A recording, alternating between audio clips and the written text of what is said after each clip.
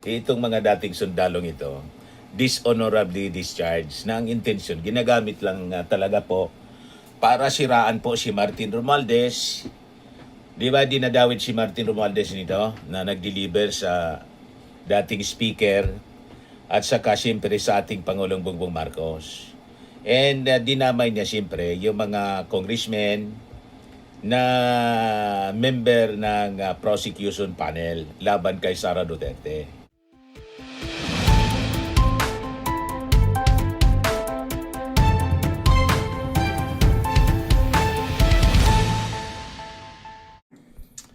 Hello po mga kababayan, si Dante Maravillas. Di mag-usap-usap po tayo. Ano yung mga balita ngayon, Mr. Maravillas?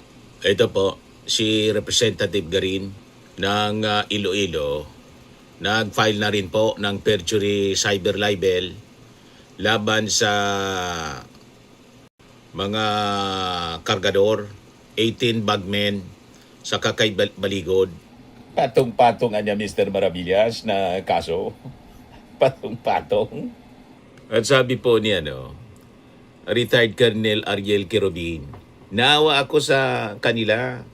Kasi nagagamit lang sila, nakikita naman natin kung paano ginagamit lang sila ng mga gustong mag-destabilize. Correct, kasi dating Marine Colonel itong si Colonel Quirobin, matino na sundalo. Kaya nawa siya doon sa mga dating sundalo. Itong mga dating sundalong ito, dishonorably discharged na ang intensyon, ginagamit lang talaga po para siraan po si Martin Romualdez. Di ba dinadawit si Martin Romualdez nito na nag-deliver sa dating speaker at saka siyempre sa ating Pangulong Bongbong Marcos. And dinamay niya siyempre yung mga congressmen na member ng prosecution panel laban kay Sara Duterte. Tapos yung mga senador na kampi nila tulad ni Loren Ligarda na dati sinabit, ayon, safe na, binawi. Tapos diniin si Tulfo.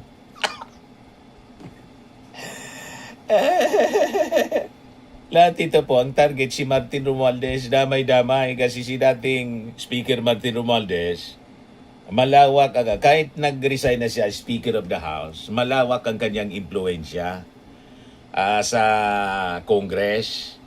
Ang paningin pa rin ng kampo ni Sara Duterte na si Martin ang nasa likod nitong impeachment laban sa kanya. Nag-gets na niyo po mga kababayan?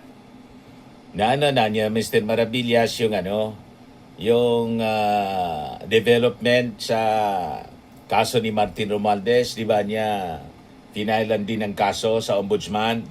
Puro man lang yun po mga kababayan, parte ng paninirang puri. Wala man po malakas na Ishmael, di ba? Wala man pong malakas na ebidensya laban kay Martin Romualdez. Pero gusto lang nilang isabit talaga si Martin. Ang kaso kay Martin, parte ng demolition job. Kaya tama po yung sabi ni Mayor Vico Soto. Ito, sabi ni Mayor Vico Soto. Basahin ko po yung kanyang post. Nung Monday, sabi niya, sabi dito, Pasig City Mayor Vico Soto presented evidence of alleged corruption involving suspended barangay Manggahan officials including supposed ghost projects and a wheelchair procurement. Sabi po ni Vico Soto, Pasig City Mayor, di naman ako pwede magsalita sa publiko kung wala akong ebidensya sa mga napapanood natin. Ano ba naman alam ko doon? Nakita nyo naman, pag may alam ako, nagsasalita ako. Kahit na kakatakot, kahit malalaki yung nababangga natin, paminsan, hindi tayo nagpapatinag. Pero kailangan may alam ako. Kailangan may ebidensya ako, may resibo tayo. Hindi tayo pwedeng mag-akusa lang. Yun ang dapat benchmark, mga kababayan. Dapat malakas yung ebidensya. Ikay Martin po, puro insinuations. puro haka-haka, kahit yung ICI nga po, walang ebidensya yung ICI. Yung investigasyon ng ICI laban kay Martin Romualdez, wala silang finding of guilt laban kay Martin. Pero pilit siyang idinidiin mga kababayan. So mahina talaga po yung kaso kay Martin Romualdez. Gusto lang talagang idiin, asiraan, smear campaign nga po. Kasi pag diniin nila si Martin, damay yung ating Pangulong Bongbong Marcos. Ganon ang smear nila. Yon ang objective nitong mga marites. Sabi nga mga kababayan sa balita, sabi ni Baligod, may 14 pa daw na ipipresent sila, additional na mga sundalo, dating sundalo, na magtitestigo. Kung yung 18 nga, hindi ka panipaniwala, anong rason yung 14 ka panipaniwala?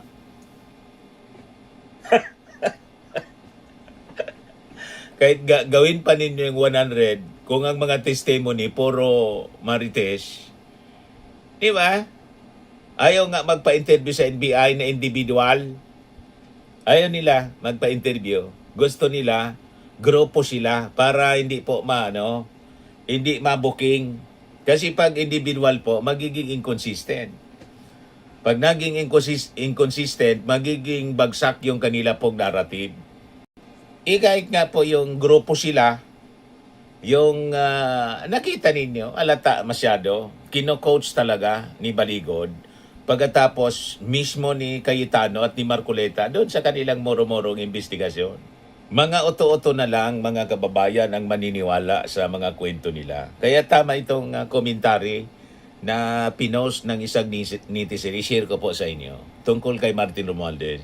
Unfair ngayon, walang basihan ang mga akusasyon laban kay Martin. Ang pagkaladkad niya sa pangalan ni Speaker Martin Romualdez sa flood control projects, wala ni isang ebidensya. Nagmulaan niya ito lamang sa mga haka-haka, sa mga pagdinig, nalatang scripted. Talagang yung mga ginawang, lalo yung pinamumunuan na Blue Ribbon ni Marcoleta, ang mas credible mga kababayan, yung Blue Ribbon na pinamumunuan ni Ping Lacson. Kaya pilit nilang inaagaw yung Blue Ribbon committee para gamitin na pang-smear. Paninira doon sa mga kalaban nila sa politika. Ganon. Alata niyang scripted. Taasan itong nilalabag ang standard ni Vico Soto, yung dapat niya may resibo, sabi ni Vico Soto. Na hindi tayo pwedeng mag-akusa lang. Ang pag-akusa ng walang ebidensya ay hindi paghanap niya ng katotohanan, kundi purong panggugulo lamang. Nakita ninyo, yung Senado po, ginugulo nila.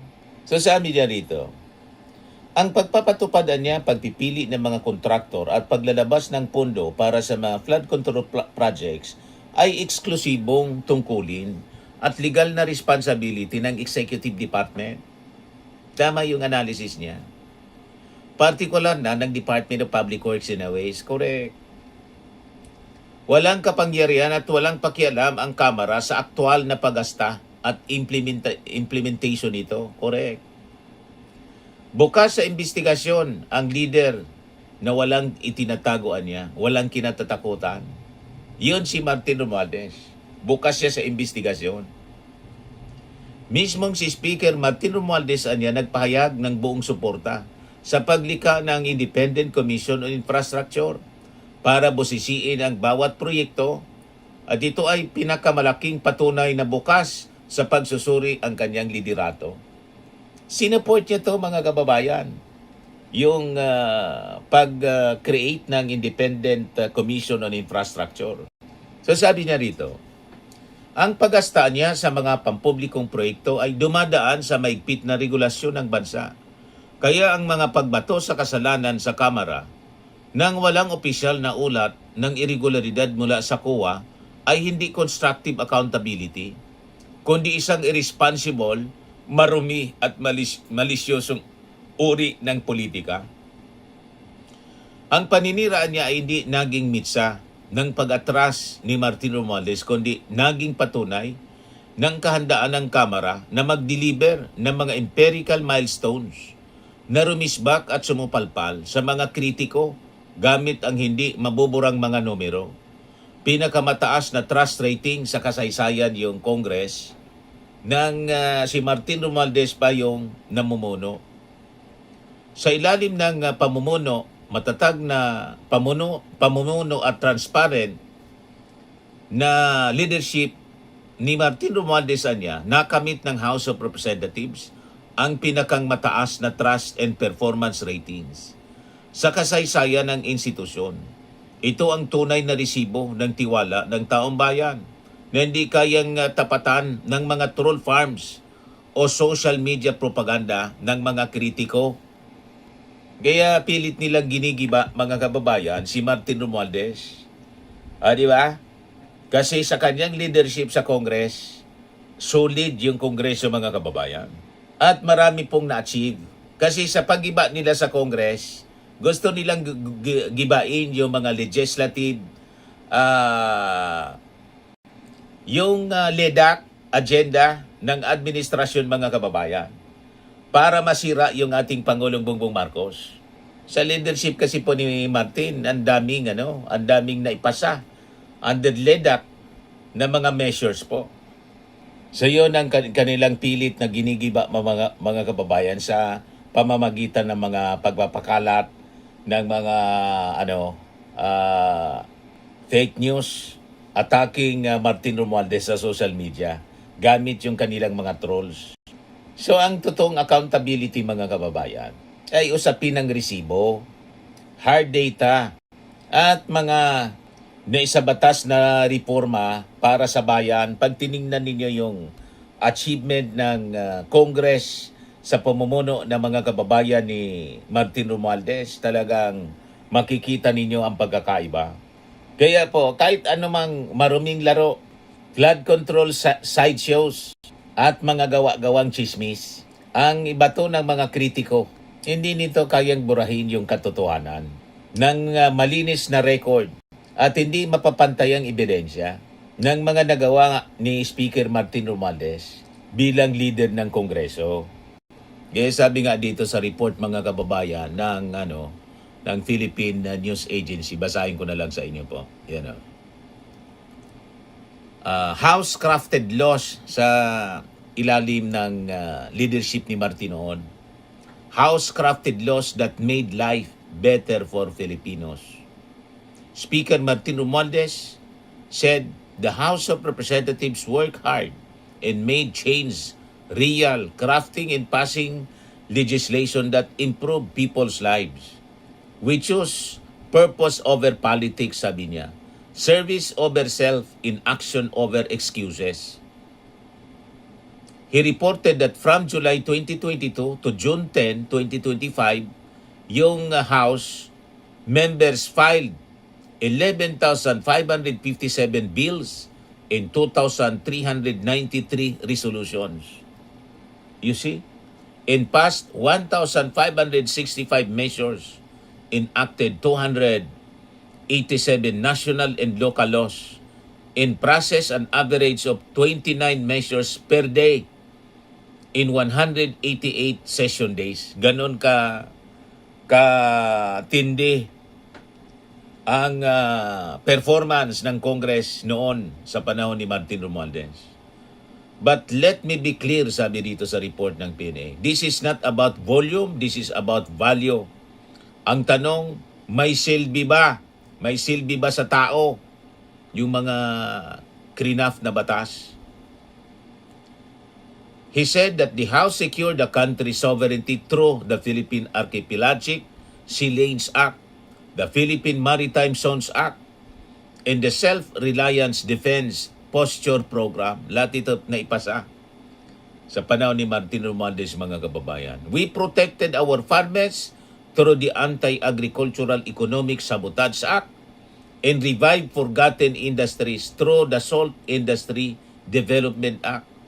We unlocked investments with the Maharlika Investment Fund Act, the Ease of Paying Taxes Act, and create more act Romualdez said the chamber also brought education and employment within reach through the academic recovery and accessible learning o ARAL Program Act, expanded treasury education, equivalency, and accreditation Program Act, and enterprise-based education and training Framework Act. He said the country adapted to a digital future with the Internet Transactions Act in the VAT on Digital Services Law in the House laid the groundwork for the sustainable expansion of the country's energy supply through the Philippine Natural Gas Industry Development Act and amendments to the IPIRA law. These are not mere statutes, anya. Di lang siya batas. They are strategic shifts. They redefine the role of government from passive bystander to active catalyst. Batas na may tapang, batas na may puso, batas na may saysay. He said every measure the House passed was in deliberate alignment with the two cornerstones of national transformation. President Marcos Jr.'s Bagong Pilipinas Governance Agenda and the Philippine Development Plan 2023 to 2028. We translated vision into law. We looked the administration's whole of government, whole of society approach and turned it into action that benefits every Filipino. Ito yung gustong isabotage nila. Kaya sinisiraan nila si Martin Romualdez. Pag nasiraan nila, naidawit nila sa kung ano-anong anomalya si Martin Romualdez, dawit din yung ating Pangulong Bongbong Marcos. Yun ang kanilang gustong mangyari. You see? Kaya ito yung mga ginagawa nila sa Senado, mga kababayan, lalo na nito mga Duterte senators, laging bukang bibig nila si Martin. Nagets na ninyo? Out of 64 bills in the common legislative agenda, he said the House approved 63 and enacted 33 into law and passed 27 out of 28 LEDAC priority measures on time, on target. Ganon. Romualdez said the legislature's collaboration with the executive branch was neither automatic nor ornamental. It was deliberate and essential. This unity, anya, was never about surrendering independence. It was about aligning our purpose with the priorities of the Filipino people. It was about making government work not just from Malacanang or from Congress, but as one government, one republic, one nation. Insecure sila, mga kababayan, kay Martin Romualdez, kaya target siya ni Sara Duterte. Kaya bukang bibig ni Sara Duterte ang paninira kay Martin Romualdez. So, nagets na ninyo? Huwag na kayong magtaka kung bakit laging tinatarget si Martin dito sa investigation ng mga Marites.